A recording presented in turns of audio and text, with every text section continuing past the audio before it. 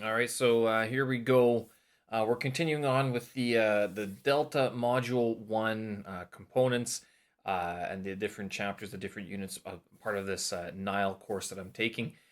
So we're going to look at Unit 8 today, and this is a rather shorter chapter, consisting of another grammar section, listening, discourse, phonology, and then another exam focus. You can see um, I didn't finish the whole thing. Grammar, I think I struggled through that one. Listening three, I just never got around to doing it. I think I got sick or something. Um, sick of the course. Ha ha ha. No. But never ended up finishing that one. Discourse 3, finished that. That's because this one is probably the most unfamiliar to me of all things. That it's one of these topics that doesn't really come up in conversation in the ESL sort of industry. I know before I said that discourse is sort of like what you're talking. It's the water cooler talk. As I've read more about this, it's not entirely accurate. I understand that, but at the same time, um, it is like that water cooler talk. But the way that they have grown the that field, field of analysis, it's but it's still not talked about quite a bit, to tell you the truth. And then phonology, and it's been stressed to us that phonology is going to be a big thing on the exam, so it's something to pay attention to, especially. So let's take a look at the complex sentences, and you'll see I've already have a Google tab open here. What is a non-finite clause? Because this comes up in grammar 7 here, sentences number 2. So they continue our survey of complex sentences. Non-finite clauses. These are clauses that contain no finite verb. So like there, strolling down the road came my father. Second, we look at defining and non-defining clauses as well. And then also this with the punctuation can change the meaning, which is Eats, Shoots, and Leaves. That's a famous book that sort of made punctuation mainstream, I guess you could say. And then, yeah, so we have that. Essential reading, yeah, this one's actually quite important. Um, Chapters 27, 28, and 29 of Martin Parrott's Grammar for English Language Teachers. I think actually, if you would read those first, that's what it says to do actually. Read those first and then come to this as a review, as it will help quite a bit in sort of understanding what they're actually talking. Actually, not what they're understanding. It will help you learn what they're talking about because this chapter is very, very general in its approach. It talks about the bare minimum, but that's all it does. Next, key terminology here. So this is pretty key for like task, well, paper one, tasks 1 and 2, non-finite clauses, finite verb, present, past participles, full infinitives, bare infinitives, the base form, verbless clauses, defining and non-defining clause as well. The Same with avoidance and phrases in apposition. Oh, I haven't heard the apposition word for since I have studied Latin so many years ago, studied languages. Um, so let's take a look at grammar 7 here, and we'll open it up. Take a look non-finite clauses. Um, the uh, the chapter here. Non-finite clauses. So it says right here, if you've read chapter 27 of Gefelt, you won't have a problem. If you haven't, problem. I'm going to give you a brief look at what these sentences, but I'm just going to go to the answers and we'll take a look at them that way. It just makes a lot more sense rather than talking about these different things here. But here, so you have to match up these sentences with these different parts down here: the past participle, full infinitive, bare infinitive, verbless, and present participle. So the possible answers. Um, the At the sun, the gunfire, verbless, so there's no verb in here. And then here, having lost her temper yet again, present participle, having lost. So lost is your present participle. Um, when I walked in, there she was, comfortably sprawled out on the sofa. Past participle, sprawled. Present participle, her heart beating. Full infinitive, to claim. So full infinitive has the to on it. And then bare infinitive, enter or leave the building. So that's these ones right here. And then full infinitive, to take. And finally, present participle, saying a word. So you can see, like, typically, present participles are typically verbs or base form of the verb with the ing ending. These are different from gerundives, which gerundives usually happen at the beginning of a sentence. Present participles happen usually within a sentence, but not always. So you'd have to make sure you, um, right here, there you go. So having lost her temper, present participle. Sorry, this one here, lost. That because having is the auxiliary, but lost her temper is a present participle. Then they give you um, some extra things to think about. By now, you might be thinking, I never did, to tell you the truth. No, I came across any of this. Some of this looks familiar. Might be asking, isn't that a non-finite clause also an adverbial clause? So it tells you like how, when, and where something happened. Um, and then that's because, well, you're right, because some of these can be double. They can be two or three different things. For example, number 7. So here, the best approach with revision is to take plenty of short breaks, where they're calling it a full infinitive. They're saying full infinitive clause can also be categorized as the complement of the main clause. The best approach to revision, comma, is to take plenty of short breaks. I think that's what they mean.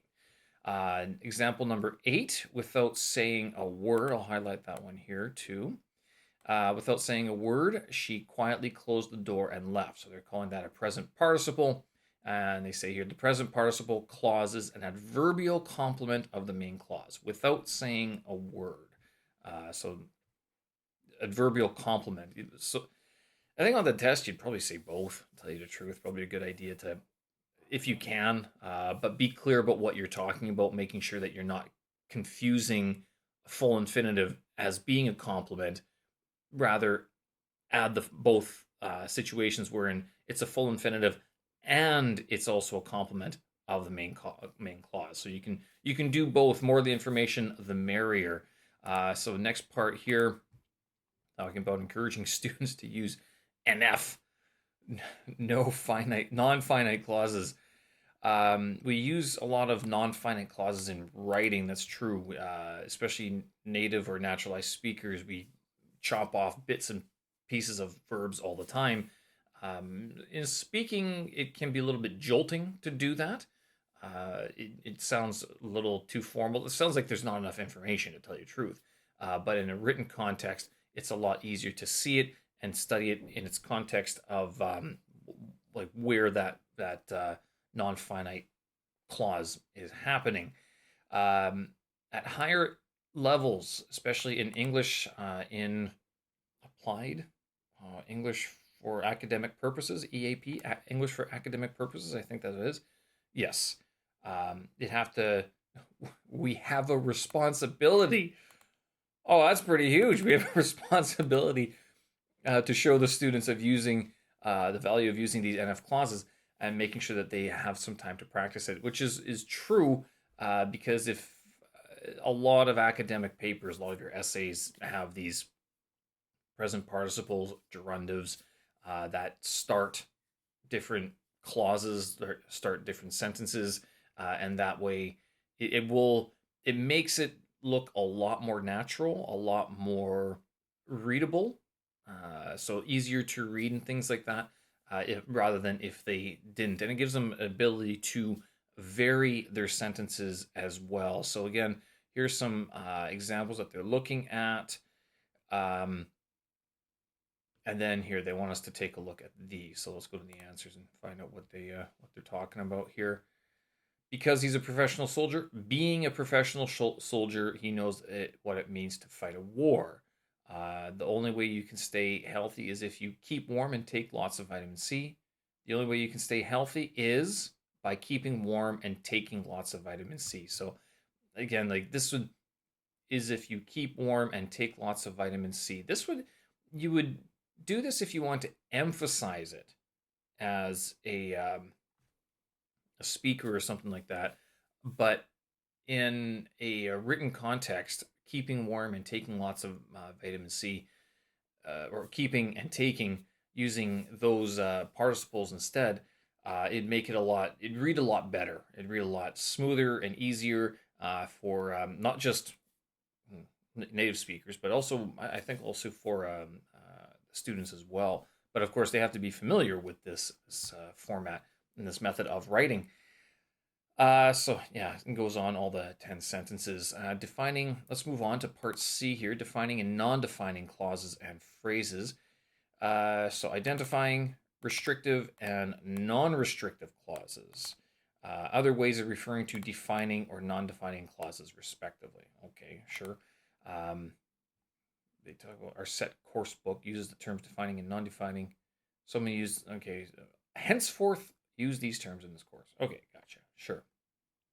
Underline all four defining clauses, phrases and clauses. I don't think I got this one right. So let's go to the answer.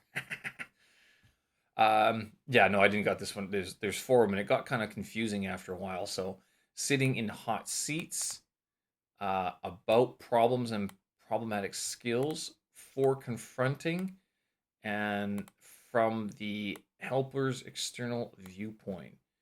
Should have found all four defining elements altogether. The first is towards the end of line client. Clients are defined by the phrase sitting in hot seats.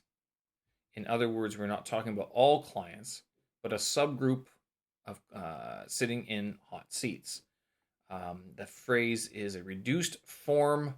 This is my favorite. Reduced form of the relative clause, who are sitting in hot seats.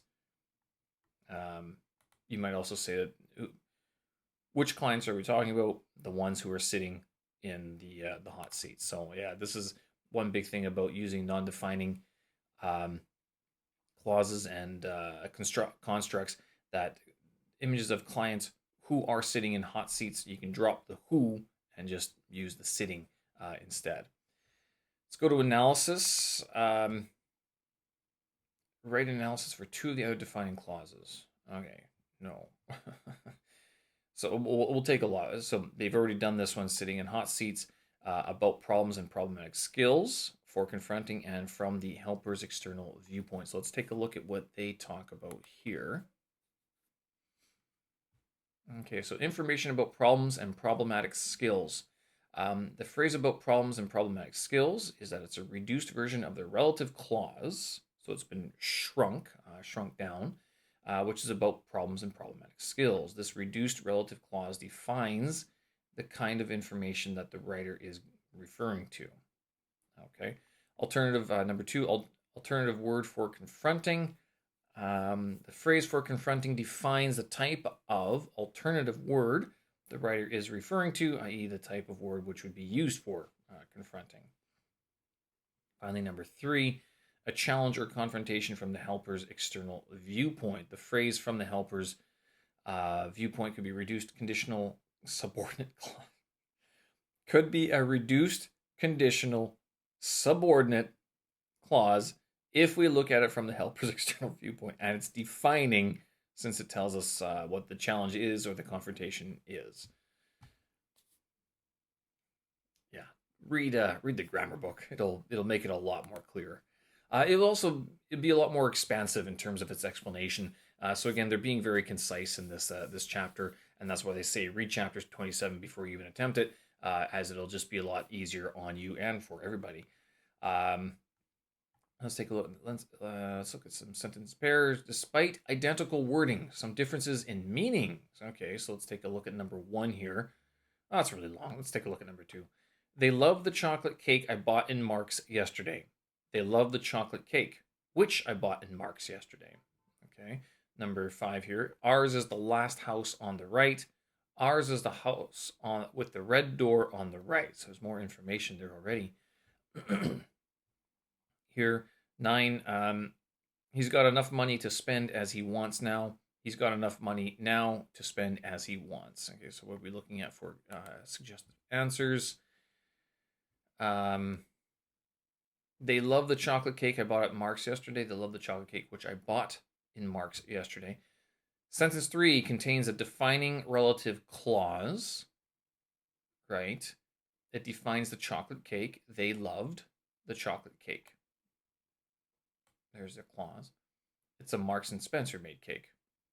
Are they even still in China? I can't remember. The missing relative pronoun, that. Okay, so it's supposed to be there. That's where you're supposed to have that.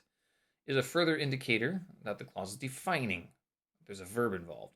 Relative pronouns are usually admitted when they refer to an object, i.e., the chocolate cake.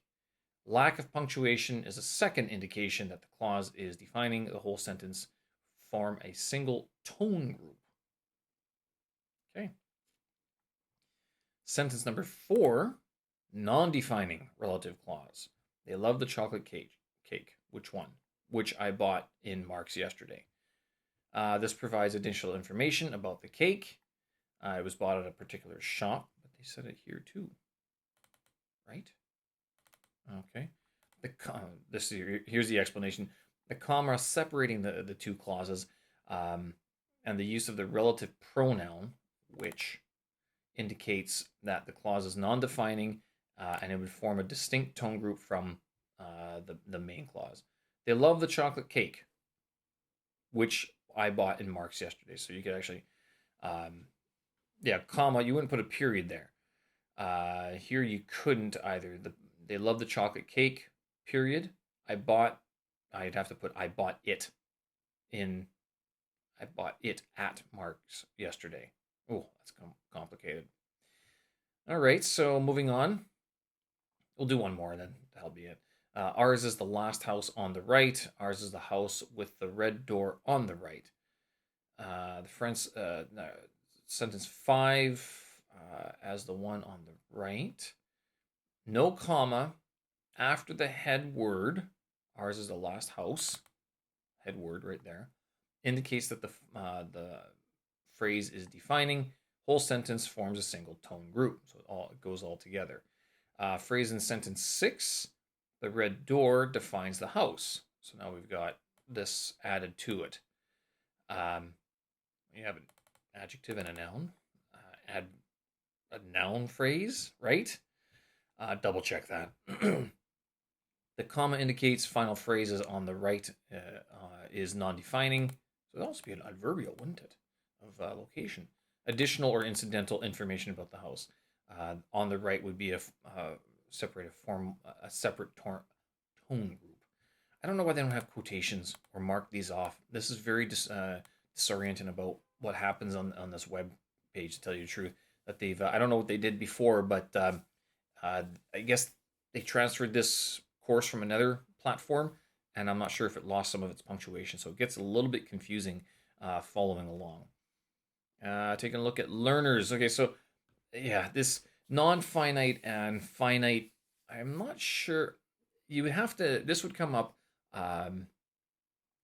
it definitely in paper 1, but you'd have to make sure that you are familiar with how to parse a sentence. And this would, honestly, I can only see it as being something that would be a little bit of an additional information. Okay, because they might give this to you in not just for terminology and not just for identify the form or the use of it, maybe the use.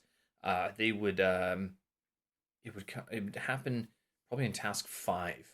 That's where they might embolden those, like that phrase, that clause, and ask you to I guess explain it, discuss it, not discuss essay style, but discuss like in bullet style. Um, so let's move on. Let's take a look at looking at learners' language. General assumption that complex sentences belong to more written English than spoken English. Yeah, I guess so. Chapter 8. The bus came at last, which was an enormous relief. I gave the vase to my mother. I gave the vase to my mother, who gave it to my mom, who gave it to mom, who gave it back to me. Oh wow, yeah, there that is a spoken sentence right there.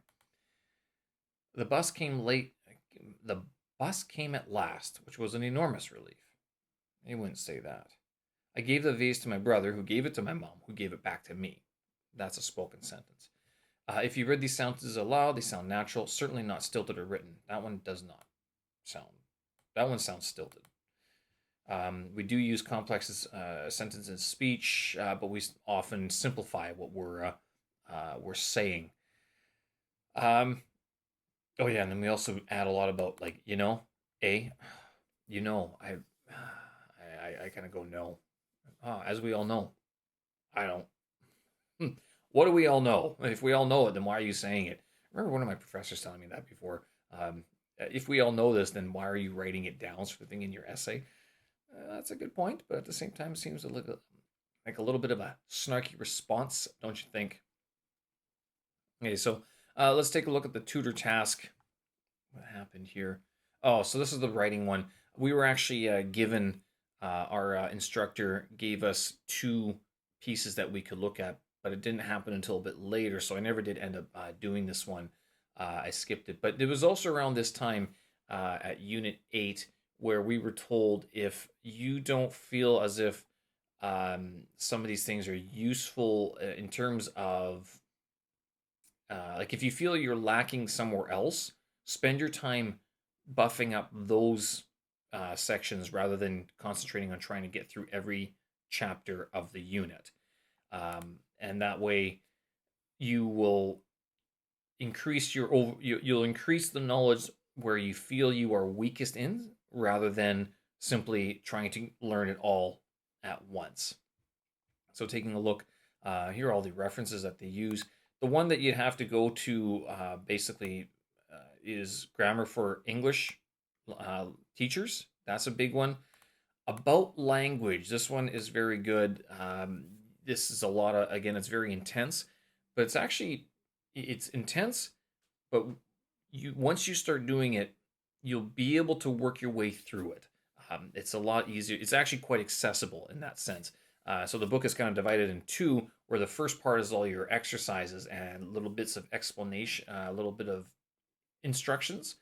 The second half is all your answer keys that goes through in detail the reasoning behind each of the answers. So highly recommended. This one, Martin Parrott, he does have exercises in his book, but that book is intense as it is because it's just information after information after information. It's basically an encyclopedia. It's a grammar for English teachers, but it is very intense in the sense that like every sentence that you read is something that could basically be tested on. And same with his exercises. It's like when he asks a question, he's like, "Well, do you remember what I said about this?" And it's kind of like, "No, because I was so busy reading the next sentence." About language is a little bit different in that um, he gives you a very brief explanation of what to look for, gives you a question, and then moves on. And then he actually builds up. So it he goes through. Uh, he'll give you one example in like question one, and then he'll refer back to that a couple times. So you really analyze one text over and over again. It doesn't just magically disappear, and it's not as much where it keeps on changing, sort of thing. So, and then of course the explanations are very thorough as well. Grammar is this course focuses a lot on grammar. I think there's one more after this, to tell you the truth, but yeah, non-finite. What? Go to Google. What is a non-finite clause? Non-finite clauses contain a verb which does not show tense. We usually use non-finite verbs only in subordinate clauses. There you go. So that's why they have ing and endings. Often use, okay, I had something to eat before leaving. I had something to eat before I left. Okay, so that's a finite, and this is non-finite. Eat before, I had something to eat before leaving. There you go. There you go. After having spent 6 hours at the hospital, they eventually came home, and so on and so on. What is done by this one? based on an infinitive or a participle and has no tense. Oh, there you go. Collins Dictionary. That's very concise. Thank you. All right, let's move on there. Moving over to listening, the one that I didn't finish. 3 parts. Okay, so how far did I get? Okay, introduction, discourse, live or recorded, any visual environmental cues, listener response. Okay, so that's a big one. So having students respond to what they're hearing, such as like that could be like a story time. That's one thing, um, or simple question and answer, like what name was the name of the doctor, sort of thing, if they can remember. But that's more like a memory question as well. Long, shorter, interrupted, not interrupted. Importance of providing a task element, analyzing published material. I don't think I ever got around to doing all that. This book, Penny Ur, Teaching Listening Comprehension, she's pretty thorough in explaining just about everything, all the ideas you have about listening in like in an ESL context. She pretty much talks about it. So and her book as well, I think it's the first 5 or 6 chapters that go through the different arguments for this and that and another thing. And then the second half of the book is her sort of addressing that in order, going, okay, so for this situation, you use that. For this situation, you use that. I have not finished that book, so if I'm wrong, sorry, but check that book just in case.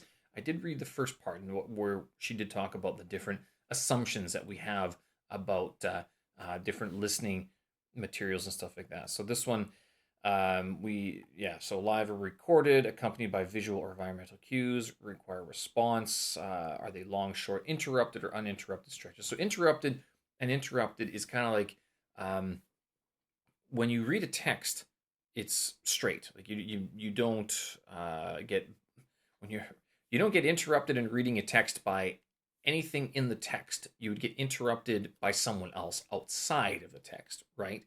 But in a spoken sentence, spoken uh, text, if you will, uh, you could start speaking.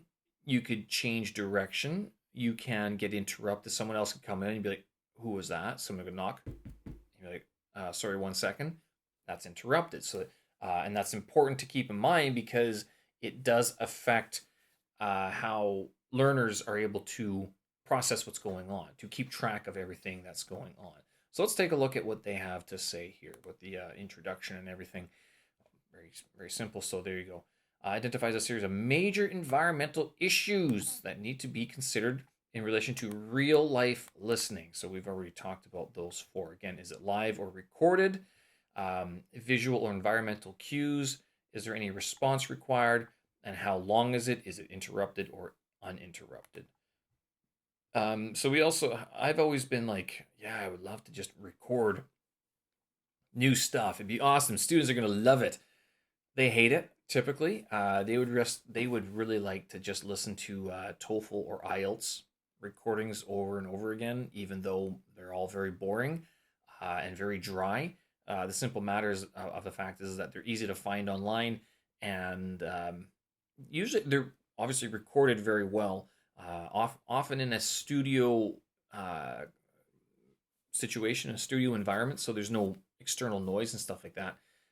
But those can get boring if you want to change things up as a teacher, or as an instructor.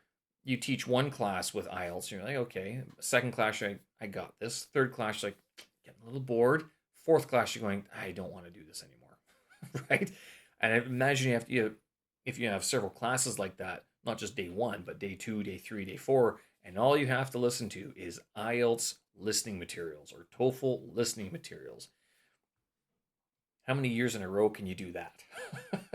So the idea is like, well, you create your own stuff as well, and you do have to be careful because they talk about authenticity, some control, the variety, and then the presence of the speaker, and all of these sort of combine into a little bit of a challenge to when you create your own materials. If you're going to create your own materials, you do have to make sure you record them clearly, that you speak clearly, and that if you're going to interrupt and drop your sentences like I do all the time, or use something that would be more colloquial, like even simply going all the time, where it's a stretched word. You're elongating one phoneme. It's it can be distracting to learners. It's authentic, but is it something that would convey the meaning that you want them to understand, sort of thing, in that situation? Um, Authenticity entails the presence of redundancy, which means that there's sort of an intrinsic aspect, spontaneous spoken discourse. So redundancy refers to us repeating ourselves. So if I said, or to put it another way, there I've just been redundant. So let's put it this way. For example, let's put it this way. Again, redundant, and you're constantly rephrasing. That's key to your authentic spoken text. Doesn't happen in written texts. Control. If we're creating our own live materials, we are more in control of it. You do have to make sure you record it well, or else it's going to be distracting. Um, and if you don't, and yeah, the one issue with, okay, here it says they might display a lack of enthusiasm for the course book listing materials unless it's IELTS. They love that. Well, they hate it. They hate it, but at least it's applicable. Um, we might have to create our own listing materials as backpackers, travelers, and traveling English teachers and stuff like that. Chances are you have a lot of videos that you can use to narrate over top, and it's gotten a lot easier with the modern technology to create your own stuff. Um, a lot of people, I remember spending more time searching for materials than it would have taken me to simply make my own. And that's something that I kind of go, yeah, that's why I really wanted to get into creating materials, is because I just hated spending so much time looking for stuff that was kind of interesting, not just for the student, but for me, so that when I'm listening to it, it's putting me in a headspace that goes, I like this topic, so I can continue teaching this course. Variety, short stories and anecdotes, but we can have other discourse types as well. Lower levels, short bursts of total physical response activities. So that would be like, all right, everybody, stand up. Did I do well? Clap your hands if I did well, and go put your thumbs down if I didn't do well. Give me mercy or not. Thumbs up, thumbs down, or clap, or smile, or laugh, something like that. So that would be a lower level. You could probably do it with adults too, but with selected usage. Let's put it that way. Teacher talking time. This is much lambasted in teacher. Yes, so the CELTA course goes on about how don't talk so much. You have to let the customer, I mean, the student, the language learner, who is the customer, let's face it, um, talk more than you do. The idea being that you aren't just going up there blah, blah, blah, blahing. If you're going to do that, record the thing, assign it as homework, and then in class, have them talk about it. That would be the idea. If you feel that your voice is that scintillating and wonderful to listen to, pre-record, give it as an assignment, and then use the classroom as a conversation place rather than a lecture where they're just listening to something. There you go. So presence of the speaker. This is something that gets very difficult if you are teaching the same stuff over and over again. In that they you yeah. So it says here, live material involves the presence of the speaker. So you're in class reading and speaking, intonating right there, and you're stopping and starting as the students sort of need. Published material does not. So it's a lot harder to control a pre-recorded message rather than it is to control your voice when you're reading out. So yeah, facial. These are, what is it? Paralinguistic features: physical clues, gestures, facial expressions, eye contact, and avoiding eye contact. Ooh, right. They all help us understand the speaker's message. There you go. So, right on. So, any visual clue. So that's your live or recorded discourse in the classroom. You're looking at authenticity. You're looking at control, you're looking at variety, and you're looking at the presence of the speaker. Let's move on. Are there any visual or environmental clues? So again, talking about things that are they supplied with the listening materials, or do you have to sort of make them up as you go along? Especially if you're reading something out of a textbook. Um, what color is a brown bear? They're listening. Brown. Anything else in the room that's brown? Oh, my hands. Okay. Why are your hands brown? Um, something like that, or anything else that's red, so you can associate sort of things when you're speaking, doing these readings in the as part of the listening in the classroom. Hard copy diagrams, maps, tables could be helpful and can be intrinsic to some listening activities. So maps, especially the find Brazil, find China, find Canada for me on the map. Right? How do you spell Canada? C-A-D. Nope. C-A-N-A-D-A. Yay. So something like that. You can incorporate those. That's sort of your I don't know, some spontaneous teaching as well. Is a listener response required? Um, so yeah, she talks about this book, pages 51 to 63. A lot of times, she encourages instructors to have a listener response built in. So a feature wherein they the students have to actually listen and are not interacting with the materials basically. It's not so much the response they say, but the task that necessitates it, meaning that it's not so much that they need to get the answer right. It's the process of thinking, searching for that keyword that they, you'd give them the questions first, or you'd ask very softball questions. Even if you're doing a live recording, you might emphasize certain parts that you know are going to be used as questions or answers to questions later on. Um, and by asking them, okay, pay attention to who is talking. Okay, so they're not talking about what's happening. They're talking about the teacher is asking about who is talking. All right, so you give your listening part. And you go, okay, so was the speaker a man or a woman? Okay, well, it was a man. It sounded like a man. Did they sound like an older person or a younger person? Well, they sounded like an older person. Why? Well, because they were using some words like this, and that's not what younger people would say. It's what older people would typically say.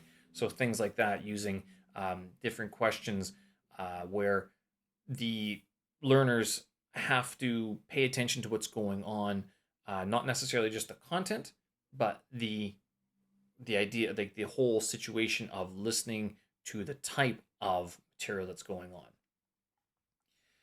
on. Here's secondly, we need to respond most listening context. So sometimes we'll just podcasts, TV programs, videos on YouTube and other streaming platforms, just taking it in. Maybe even reading not subtitles, closed captions, stuff like that, subtitles as well. But other times in classroom and in a blah blah blah situation where we're talking to other people, it's we actually have to have a response. It's like, hey, how's it going? Good, and you? It would be like, hey, how's it going? If you teach if you teach your students to go stone face, huh?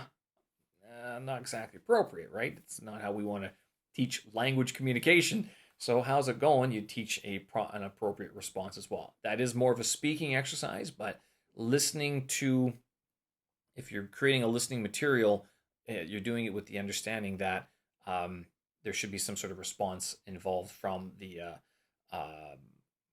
learner. I say here, even a no response from listening is seldom totally passive, because it means that there's sort of it can prompt a response. Even that response is internal and unstated, it still has a purpose. So they could like go, huh? Bat their eyelashes or something, go stone face, I guess. But you want them to be going through this process of maybe interacting, not always verbally, but also in the sense that they're thinking about what's going on, being cognizant, being aware of the words and the intonation, the meanings being conveyed in that listening text. Moving on, long, short, interrupted, not interrupted. So how long is the thing? Again, if you are going yakking on and talking for a long time about not whatever it is, making a YouTube video about something that isn't necessarily. Some students might like it because that means they don't have to do anything, and they could say, "Well, I tried," but did they really? And have you, as an educator, as an instructor, gone through it and done your best to make that listening not just appropriate but valuable? Has it actually done something for the students? Um, so yeah, this kind of talks about whether or not it's just a long or a short text, and does it have any interruptions in it. Moving on, importance of providing a task element. So again, yeah, Penny talks about providing something for the learners to do. You can listen for gist. That's common response. Right. Delta exam. Common listening for gist. Skimming, scanning, answering specific detail questions. So it's just that who was speaking. Was it a man or a woman? Oh, it was a man. Saying whether you agree or disagree. True or false. Taking notes as well. That might be tough if they don't really know what's going on. But the part of the IELTS listening section is note taking, where they have to fill in the blanks with one or two words or something like that. Marking a picture, diagram, or map. So again, it's like they go along. If you're maybe explaining something and just have them follow along on a diagram or on a map, it's a lot more interactive and is a type of response. So, okay, everyone move your finger to the European continent. I go, European continent? What's it? Oh, Europe. Okay, they put their finger there or something. Rather than if they're putting it on Australia, you're going, all right, we need to work on geography as well now, do we? So she emphasizes these things. Whatever the task is, needs to be simple in design, minimum of reading or writing. You don't want the questions to be very long. It has to be clearly contextualized, which is difficult when you are making your own materials because you might think it's obvious, but it might not be obvious to someone who's listening to for the first time. It must motivate learners to listen by providing a success orientation. So they have to succeed. Allow them that bit of success. Life will fail them, but the task should not. It's kind of funny, but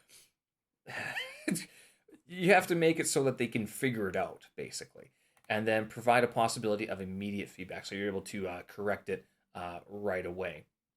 They give you 4 questions here. These different minimum of reading, contextualized, success orientation, immediate feedback. Let's take a look at their answers here. Why should listening involve? Okay, if you have to read a very long question, you spend more of your time reading the question than you do listening to what's going on. And now you don't know what the question is asking because half the words you don't understand, and you don't know what they're saying because you don't have to understand the other half of the answers, the other half of the words. And even though you understand half of them, doesn't make a whole. Right? So make the questions simple to read. Contextualized, has to be specific to what you're talking about. Um, Displaying relevant visual information, such as a picture of personalities involved, man or a woman, again, or a place of what they're talking about. Is it talking about a mountain, a park, etc.? Success orientation, so not too complicated or confusing. Simply yes, no, true, false, etc. Not too difficult. From the point of the topic or the theme, talking about politics would be a bad idea. Talking about sex might be a bad idea. Talking about religion might be a bad idea. Typical party non-starters, those would be among them. Some interest to individuals in the group, so contextualized towards who your students are, your learners. And the students should know exactly why they are listening and that there's an ability to be corrected once that they actually are able to follow along, that they're on the right track. So you're not giving a bunch of, what listening exercise would you give a bunch of engineers? Oh, well, if you were reading a manual or something, engineers would love that. But if you're reading like uh, the art of, I don't know, the Modern Art Museum in New York and its importance to propelling and sustaining modern art practices, they might not like that one. Contextualized. And then immediate feedback. So this is related to success orientation, making sure that they have a clear sense of purpose, that there's a reason exactly why they're doing it, and you're not just doing it to kill time. Tutor task submit. What was a tutor task? I think I looked at it and I didn't. Yeah, you had to. Oh, okay. So we had to adapt a piece of listening material. I think we could also make one. So again, I was looking at this going, I think this is the time where I'd rather work on some other thing. I'd rather work on the grammar than I would work on creating, adapting materials, because module one does not deal with creating materials. That's module three. Concluding comments. So what did they say here? Listening three talks about, basically just copied Penny Orr's book. Again, reiterates the whole thing here. Live or recorded. Um, Facial expressions, such as these are paralinguistic phenomena, which I believe like that you, although you should be aware of what those are on the module one exam. I don't think they really care if you talk about it. It's like, oh yeah, yeah, students have to know how to go. Mm-hmm. No, they might have to know how to back channel. Uh huh. I see what you mean, or agree. I see what you mean, and reiterate or ask questions like, what do you mean by paralinguistic phenomena? Things like that. And then analyzing some of these things, including simplicity of design, minimal reading and writing, etc. All right, so looking at the next part, we'll ask you to study specific specifications of listening materials for actual imaginary groups, right? And again, it references. So they say they're using a lot of these, but I think the textbook that or the book that we should read that's been recommended as essential reading is Teaching Listening Comprehension by Penny Orr. As that one's very good. A course in language teaching. I've heard about this one as well. I don't think I haven't read it. I don't think. No. All right, so that's listening overall with the listening section. Let's move on to discourse, analyzing written discourse. What was the book that they used here? McCarthy. Yeah, I think this is the only chapter I read out of McCarthy. I don't think I read anything else. It gets a little. I think I went to Scott Thornbury's book instead. I didn't read McCarthy's. I read. Let's see if they mention it here. What did I read? Did I read Discourse Analysis for Language Teachers? Maybe I did. I can't remember. Goodness. All right. Well, anyway. Talking about lexical chains, reference, ellipsis, substitution, conjunction, etc. Textual coherence. Active reading as well. Words are cohesion and coherence are relevant to reading and writing. Yep. And let's take a look at the key terminology here.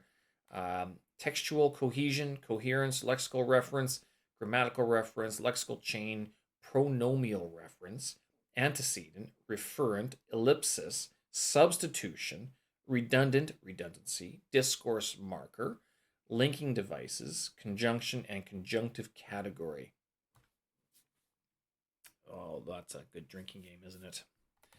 Tell me more about textual cohesion. All right, well, this is actually a very good point. What do we mean by text? Because text can be anything. It can be spoken, written, all sorts, like a book. It could be a text can be, this is what I think it's Scott Thornbury's book that talks about how, like, in the morning when he sits down, or what, even in the morning, you can do this too. How many pieces of text do you see, or are you aware of, in your environment right now?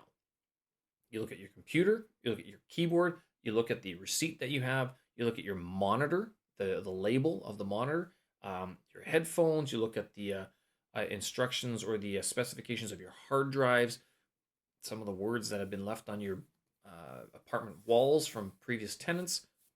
Memory, it's very nice, nothing bad. So anything, just about anything, can be a text. Cohesion and coherence. I don't know why they use this example here. This is actually one weird thing about the course where they offer some very strong topics. So before I said don't talk about sex and politics and religion, and here they're talking about murdering sex offenders. Oh, maybe you're allowed to do that at the Delta level, not at the ESL classroom level.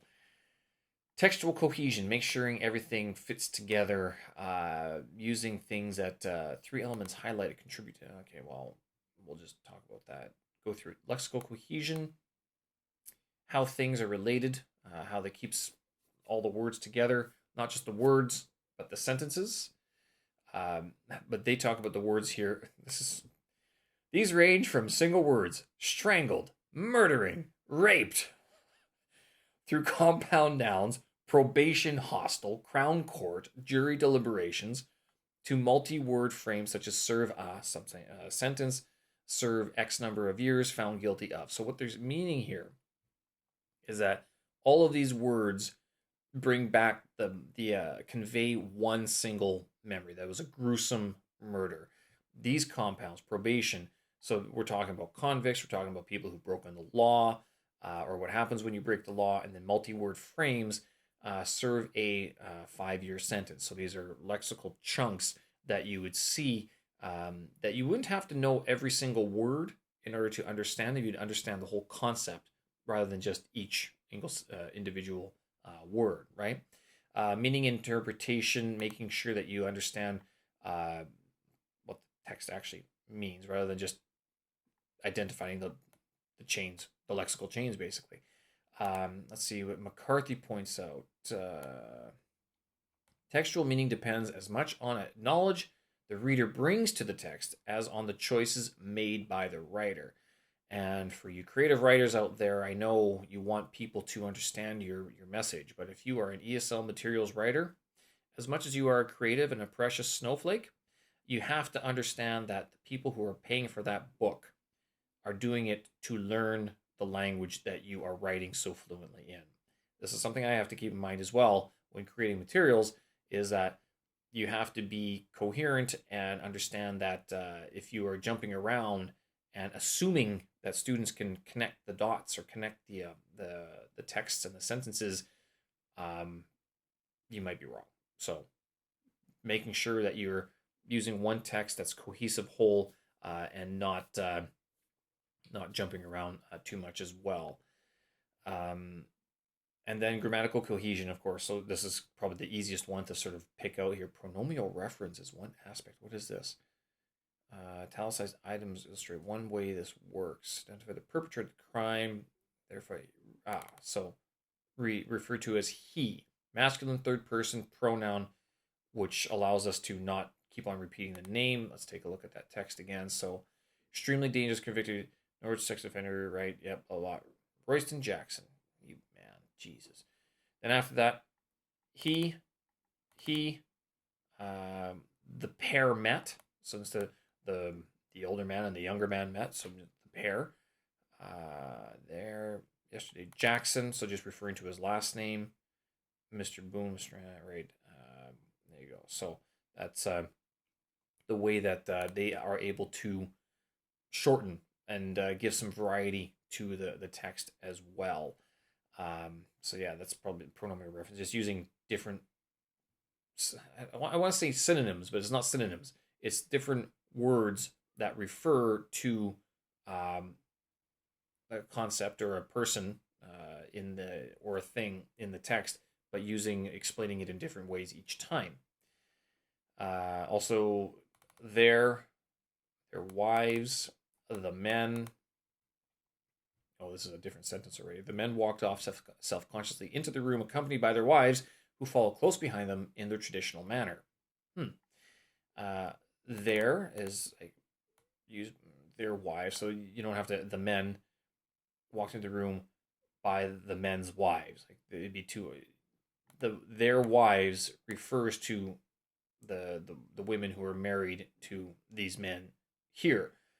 Yes, I'm trying to avoid the possessive of it. I don't want to allude to possessiveness. It's the wives, the women who are married to the people who are married to these people over here, right?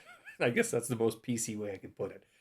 Uh, Difficult to avoid in an ESL context of the men, the wives, how PC politically correct do you want to be? The wives, the women who are married to these men over here. So your typical heterosexual relationship of a marriage, basically. Socially typical, I guess you would say, right? Anyway, moving on. So taking a look at all these things, positive influence thinking practice. Okay, so these are the texts that you got to talk about here. Commentary. What do they say about this? All right. Wow. So they go lexical reference, chains of tests, grammatical reference. So they just take a look at this paragraph here. Different types of reference. Let's take a look at this. Oh, well, we kind of looked at this in paragraph 2. He refers back to Royston Jackson.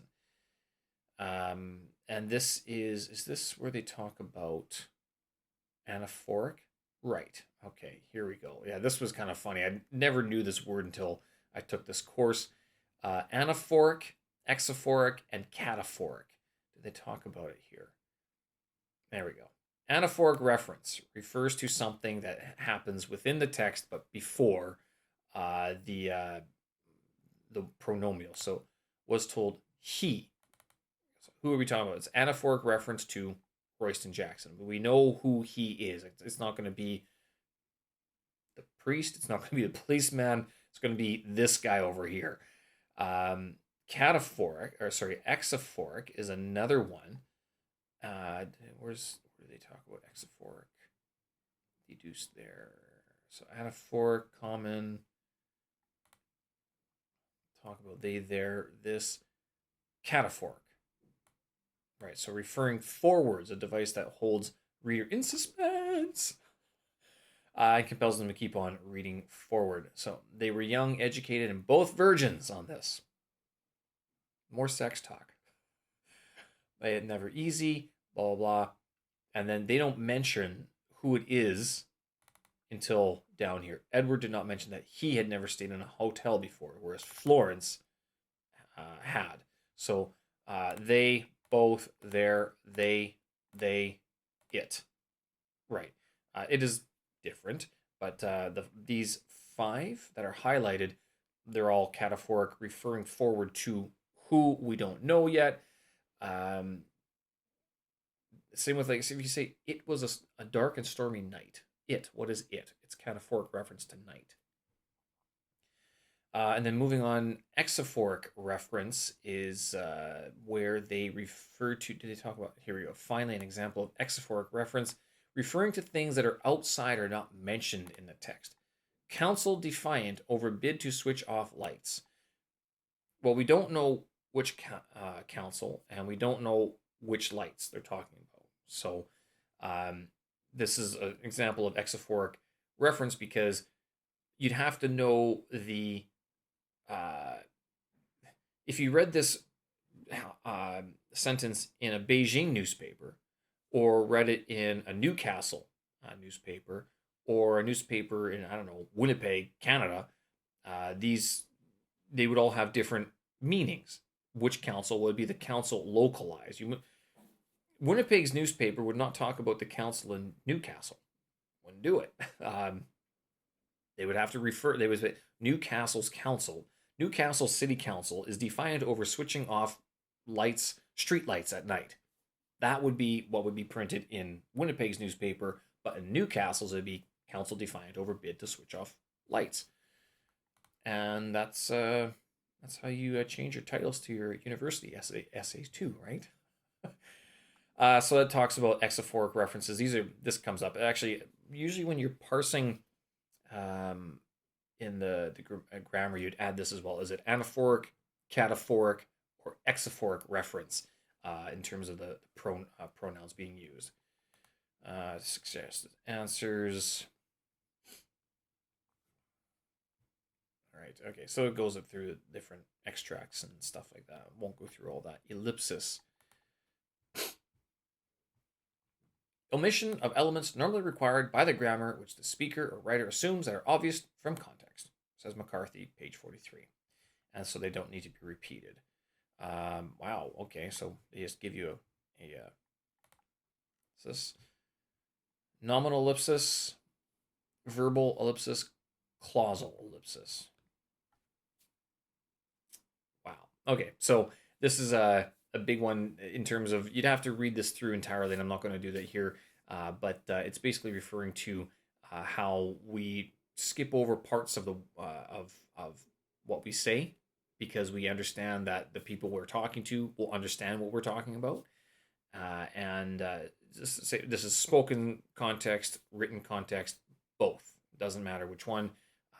It's contextualized to the situation. Substitution.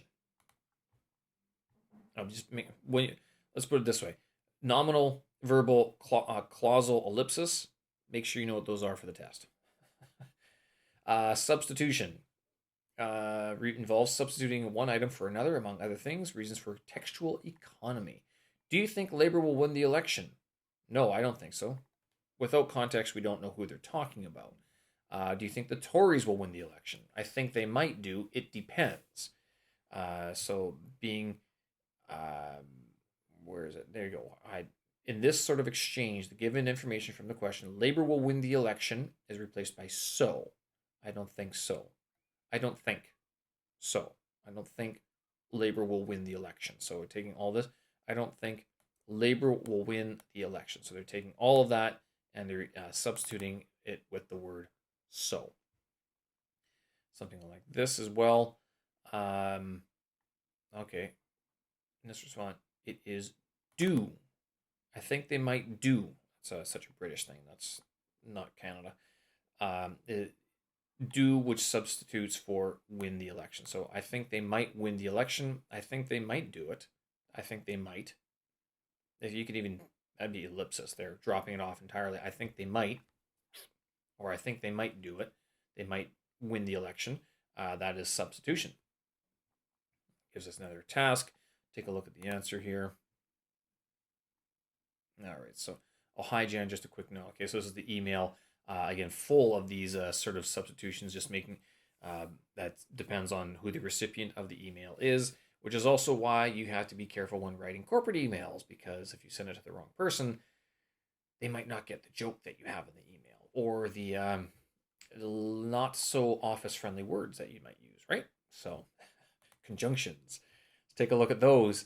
Linkers, discourse markers, and linking devices. So conjunctions are bringing sentences together usually, and making sure that the this is all kind of, I would say it's part of coherence actually, and cohesion is making sure that you're able to conjunct, put together sentences in a non-boring way, in a non-mechanical way, I guess is what the some of the academics would say.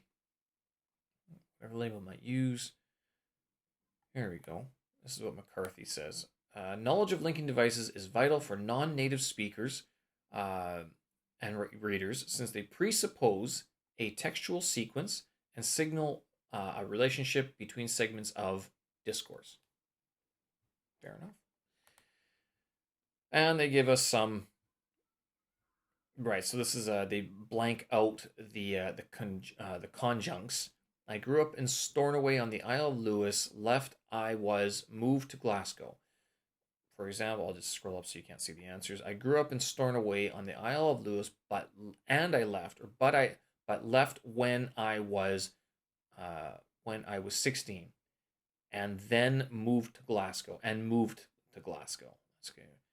But but left when I was 16 and moved to Glasgow. So that there are your conjuncts. So that's conjunction. Conjuncts. Such a difficult word for these tiny little words that glue all of these sentences together, which students pick up on these pretty quickly. These ones, anyway. And they give you a bunch of examples of what to take a look for, some questions, but again, also, yeah, there you go. All right. Conjunctive categories. Let's take a look at this. Oh my goodness. Conjunction and discourse. Right. Okay. So but, when, and, but at that time. Additive would be and. Temporal. Finally be temporal. Causal. Also. Maybe. Adversative. Maybe also is adversative. But again would be adversative. And would be additive most of the time. When would be temporal. Yeah. At that time would be. Ooh. Temporal. Let's check. Temporal at the time. Oh, causal. Nothing. Wow. Okay. Which one did I say? I can't remember. Anyway. And also are additive. Adversative but again. Temporal when, at that time, and finally. Cheers. Conclusion. Concluding comments. So again, these three texts. I never saw this one. I haven't seen this book. V. Arntz and P. Harvey and J. Nuttall's book, Alive to Language. No idea. Um, Guy Cook, Guy Cook, Guy Cook. Discourse. That one pretty famous, and same with Discourse Analysis for Language Teachers. There's also a Scott Thornby book. There must be. Let's see if I can find it quickly. Do I have?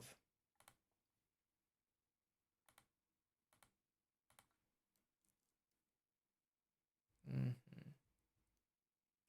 Beyond the Sentence, Introducing Discourse Analysis by Scott Thornberry. So that'd be the other one.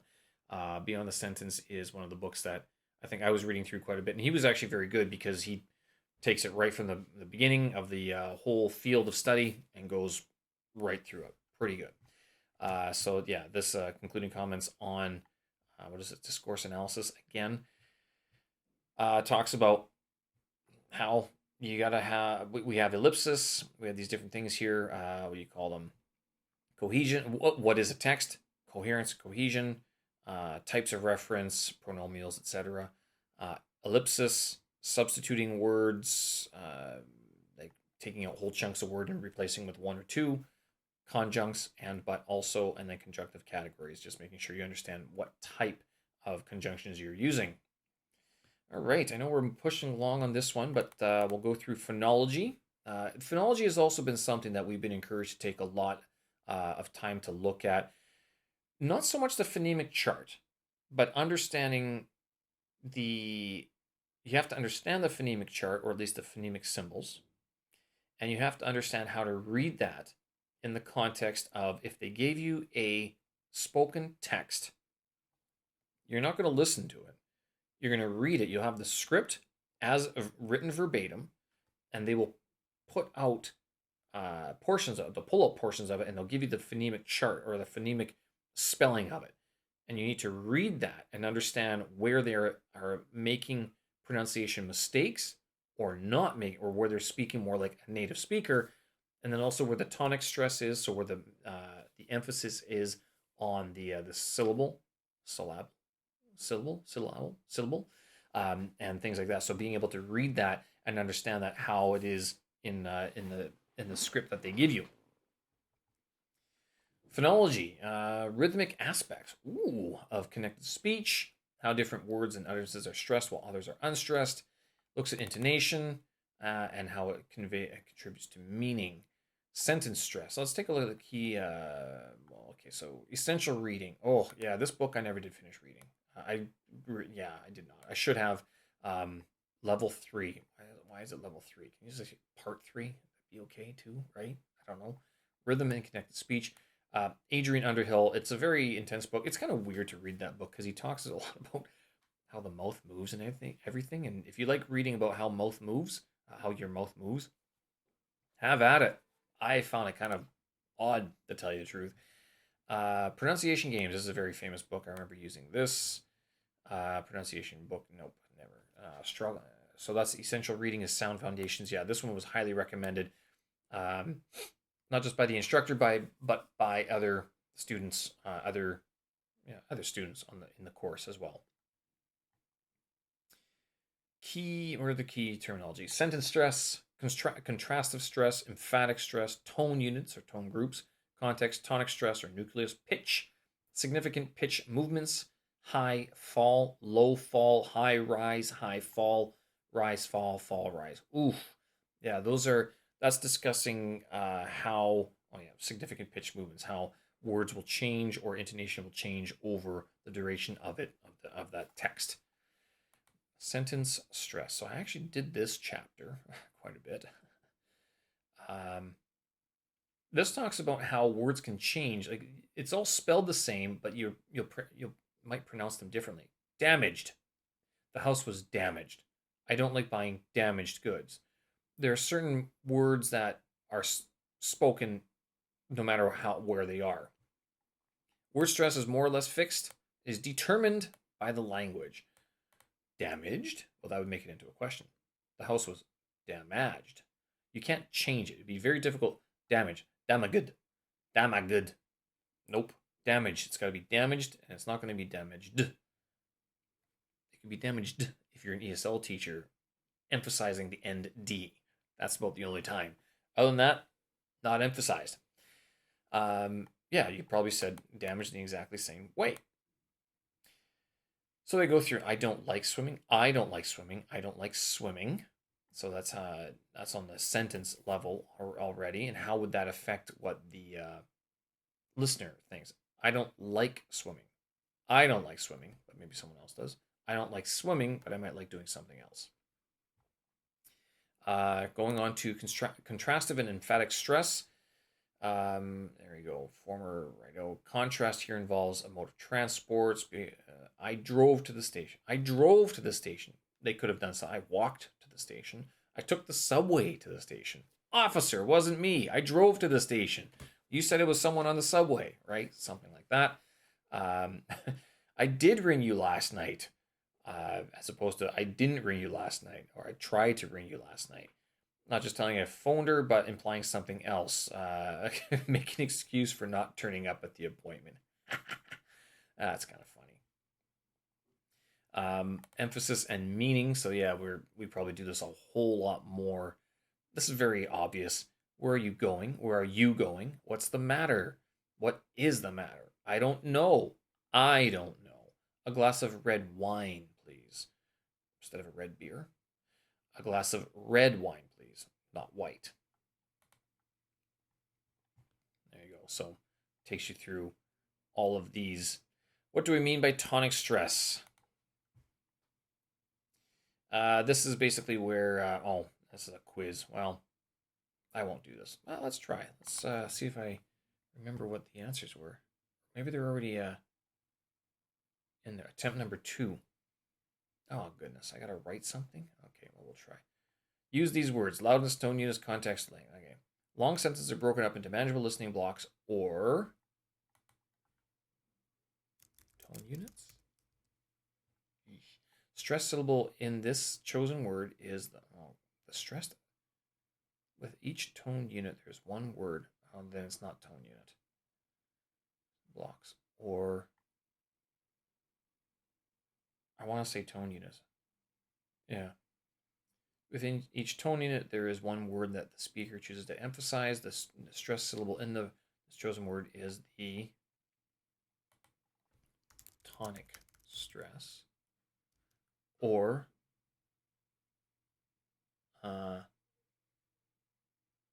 nucleus? Eesh. Oh, goodness. I hope I got these right.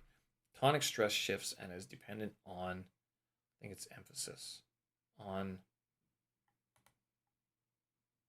tonic stress shifts and is dependent on pitch change, isn't it? Oh, goodness. Oh, yeah, do not use this as your reference. Do not ever refer to this live.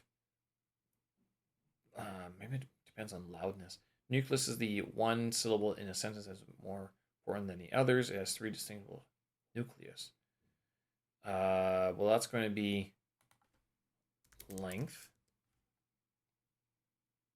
context, loudness. Speaker usually chooses the nucleus to make a contrast with something known to the participants in the conversation.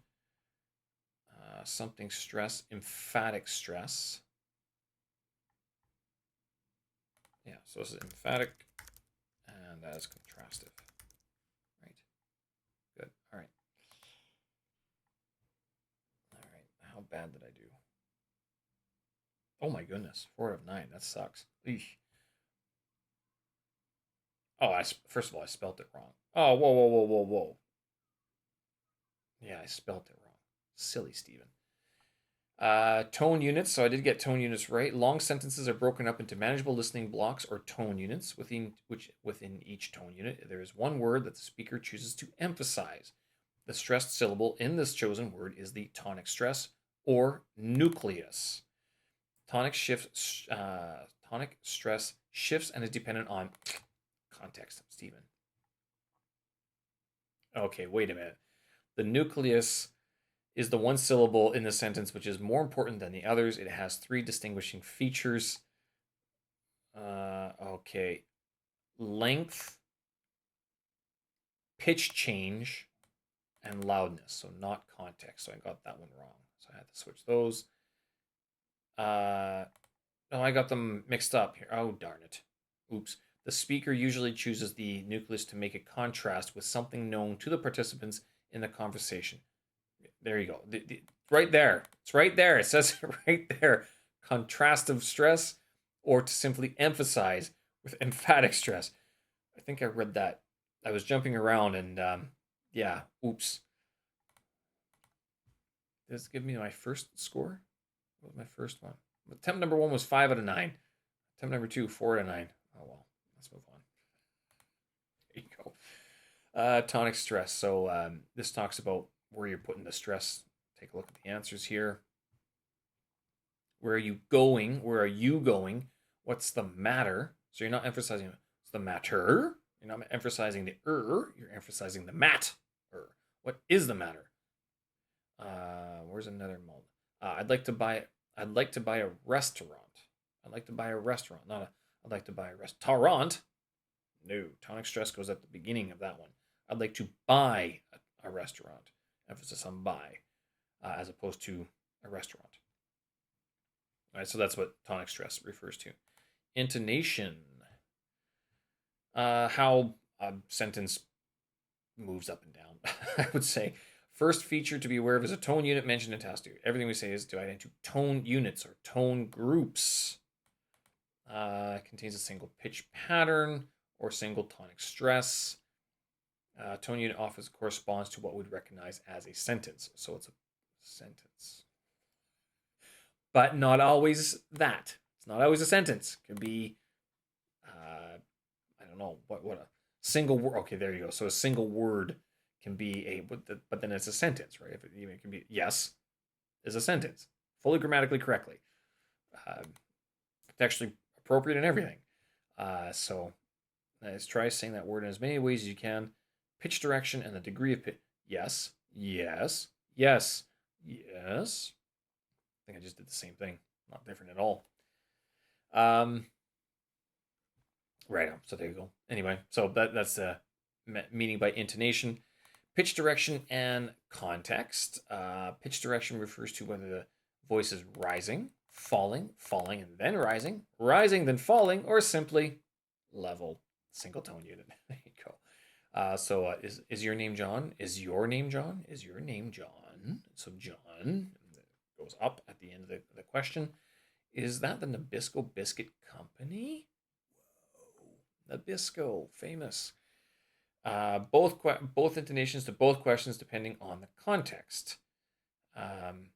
So you can answer yes to both of them basically. Right. So there you have it. Take a look at intonation. Might come up in the test as well. Degree of pitch movement. Final aspect of intonation, degree of pitch movement, or put another way, how much our voice moves up and down, whether it rises a long way, high rise, or a short way, low rise, or falls similarly, high fall or low fall. Let us consider some examples. Yes, example, blah, blah, blah. So again, degree of pitch movement. Take a look at the answers here. These are the sentences that they're going to give us. Really pleased to hear it. Expresses polite interest. Does not agree. Want to be more specific. Quizzical surprise. Corporal punishment is a good thing. Good? The examples they use. Suggested answers. Let's take a look. So number one, oh, so it's all the same word. Good, good, good, good, good, good. B is a high fall. Good. A is a low fall. Good. Good. F, fall rise. 3. Uh, good. It's good that they sacked her. Good. Good. Good. It's good that they're good. She doesn't believe it. Good. I don't think so. No way. She should still be here. She should be teaching all of us. Something like that. C is low rise. Number 4 is low rise. Uh, good. Sofia is the capital of a Central European country. Good. So you start looking good. Keep on going. Corporal punishment is a good thing. Huh? Good. Huh? What do you mean? Good. And then moving on to approaches to teaching intonation. Let's take a look. So it's all these different ways of. Oh, let's see. I got a doorman. 1 second.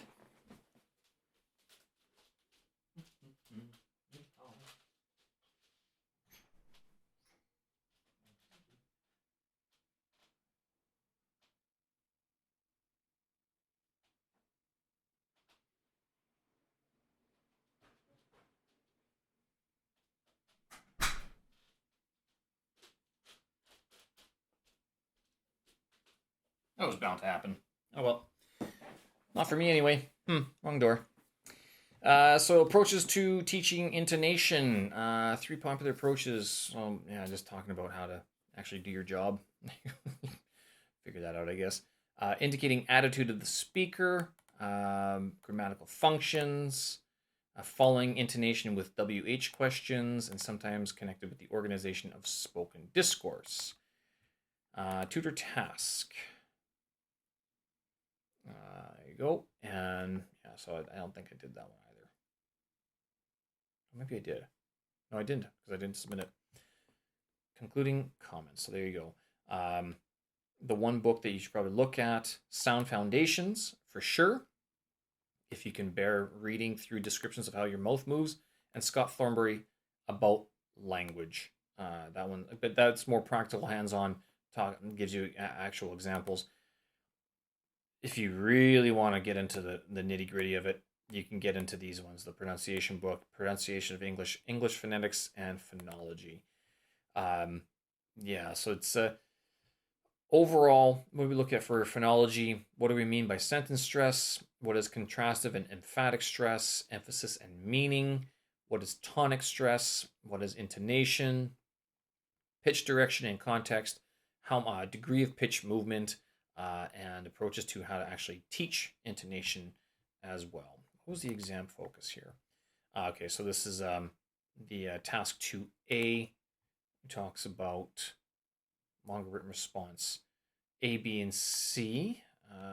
So I've forgotten this is already 2 marks for 6 purposes correctly identified. Okay, and then awarded for ways that the exercise in A and B combine. And then part C, 1 mark is awarded for each assumption listed, an additional 1 mark. So it's paper 2, task 2. Long one, 42 marks of 100. So you got to spend quite a bit of time going through this one in total. Let's take a look. So they even give you a list of purposes. This is actually quite nice for how to think of, just memorize these. To set the scene, engage learners. Not that you can just put these willy-nilly all over the place. You have to actually understand what the text that they've given you is, the materials that they've given you, and then that way you can plug in these words and pop them into your answer. To set the scene, engage learners, that's a common one. Contextualize the target language, activate schemata, very common. Expose learners receptively to the target language, give an opportunity to notice language, listen and read for gist, provide examples of the target language, check or practice the form, focus on the target language, also very common. Raise awareness of formality, so register as well. To input language, so they actually can practice. Um, to give students opportunity to speak or write using the target language. Allow learners to produce, practice, use examples of the target language, and then to provide a record of the target language, so it's something that they can use in real life. Right, so they give us an example here. Wow, so this is what you're going to take a look at. Functional language asking for help. Of course, the materials will be different, and this one can go on for quite a while, right? So taking a look at, and then you won't get the tracks. You won't get any listening materials in the test. It'll all be um, just text-based test, just paper-based, basically. Identify 6 purposes of the exercises listed below in relation to the purpose of the extract below. And they give you the exercise 14, 15, 17, 18A, and 18B. And you have to go look through this and go, okay, so, but here I'm not looking at 16. So where's 16? 16 is over here. You don't look at that one just yet. Don't analyze it if it doesn't ask you for it. Same with 19. Don't analyze it just yet, right? Because these 5 are particular to task 2A, nothing else. What's the guideline answer? Oh my goodness. Wow. Okay, so yeah, it's pretty intense. And you got 4 or 5 points each, 3 or 4 points each for the different exercises that they give you. So for each exercise mentioned here, 14, 15, 17, 18A, 18B, they have written down, 4 points, 3 points, 4 points, 2 points, 2 points. And again, they have used this target language here that they've given you in the task as a practice task, basically. So it's take a look at this list that they give you, and I'll download that as well, and make sure you learn. You can find this list online. I think a lot of people have copied and pasted this already quite a bit, so it's nothing new, and certainly not hard to find. There's a lot of Delta prep materials that will show you that exactly. Task 2B, paper 2, task 2B. Again, taking a look. Okay, comment on 6 ways in which exercises 19, 21, and 22 combine with the exercises discussed in part A. So now you got to bring it all together. Again, using the same materials.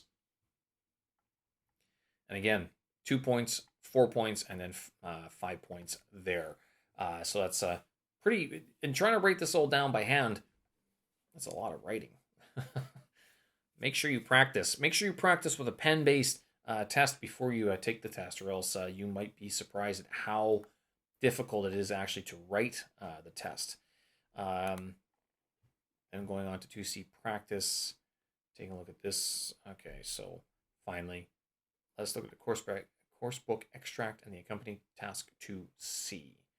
Identify 6 key assumptions that are evident in the exercises, and state which exercise or exercises each assumption refers to. Oh, it's a quiz. Okay, well, I'm not going to do that because I'm going to fail this. I know I will. I haven't even looked at it, to tell you the truth.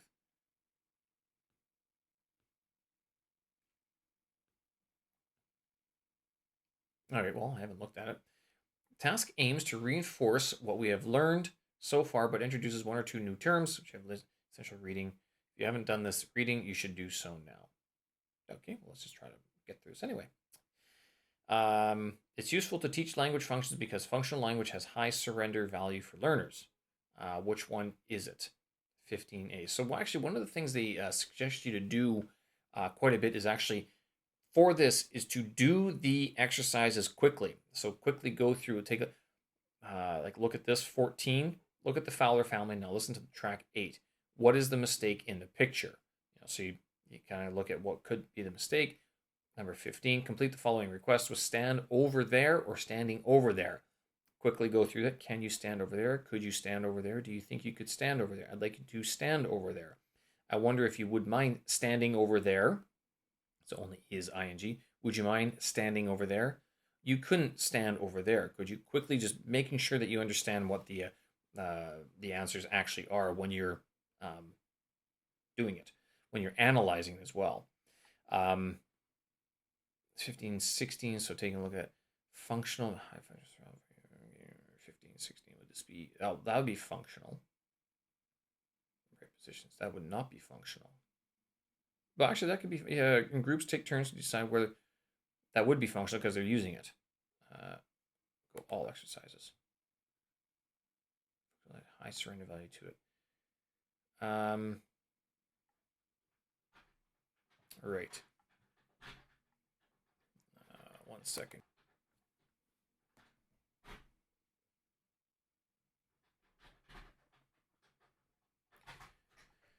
All right, so that is, well, I don't know if how much I could do this on my own, having not actually looked at the whole thing itself.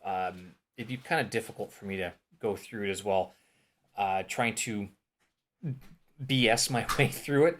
I don't think I'll try to do that. It's one thing to sort of have it have to go through it. So one of the things when you're looking at this test and preparing for it, make sure that you are um, that you actually do the questions first, and then you go into analyzing the text as it is and answering the different questions.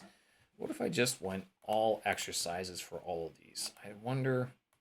Random. Let's just pick random answers and see what happens. Exercise 14. Submit quiz. Oh no, we gotta go answer question 5. We'll pick that one. Great. All right, submit quiz. And let's see. What did I get? I got 4 out of 6. Yay! 66% for guessing what was going on in that task. Don't copy my example, not at all. Okay, so I'll press done.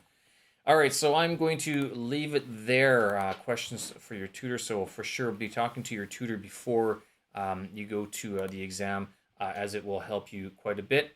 Overall, so we did all that, and that overall Unit 8, again, with the Grammar 7, Listening 3, Discourse 3, Phonology, and Exam Focus, which is all very good to take a look at. Grammar, discourse, kind of complicated because it's kind of weird. You're talking about things that we take for granted. Listening is kind of an easy one to go through because it's very simple. And it's basically one book to read. Grammar, very complicated, so make sure you read Grammar for English teachers. Phonology, you should have an understanding of the phonemic chart or how to read it at least. Maybe not how to write it, but how to read it.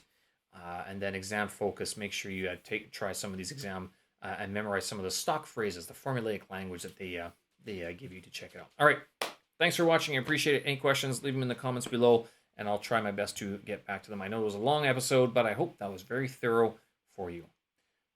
Have a good one. Good luck. Bye-bye.